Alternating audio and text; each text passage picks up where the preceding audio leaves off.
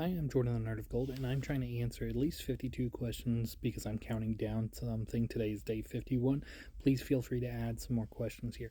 But to answer this question here, why was Wonder Woman's origin changed so much during the New 52? And the answer is really simple because in the 2 to 3 years leading up to the New 52, DC's sales in both in monthly comics and in trade paperbacks were down, and Dan DiDio was starting to feel some corporate pressure from his bosses about getting DC's sales back up. So he needed a big swing, and at the time there was a conference about what's going to happen after the Flashpoint event, and somewhere in that room started the idea of let's just reboot the whole line. And instead of it being kind of like a idea that was maybe just being thrown out there, it took hold in Dan DiDio's mind, and Dan DiDio's like, let's do it.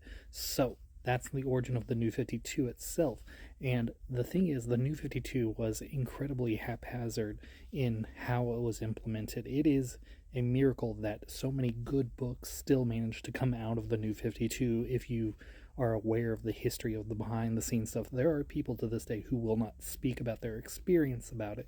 But there was a great article from about 2021 interviewing Scott Snyder, Judd Winnick, Paul Cornell, and Dan DiDio about the New 52. And you got to remember, most of the editors at the time were basically making changes on the fly. But Brian Azzarello and Cliff Chiang submitted a pitch for what they were going to do with Wonder Woman.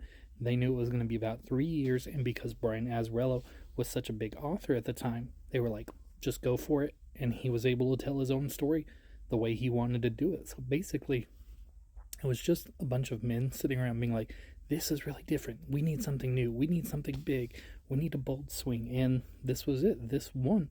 So that's why there was so much change with Wonder Woman's origin in regard to the New 52. Now, whether you think it's a good run, whether you think these changes are good or not, that's like a different question. I have not a huge fan of it personally, but it is a bold swing if you're trying to make something new. I would say the bigger swing is the Absolute line, but the Absolute line has the benefit of not being the mainline universe, whereas the New 52 was still supposed to be the mainline DC universe. So I can understand why they thought it was maybe a good idea at first because of the creative team behind it, the boldness of its difference from what was coming before. So yeah, in theory, it seemed like a good idea. But like I said, I don't personally care as much for the changes that were made there.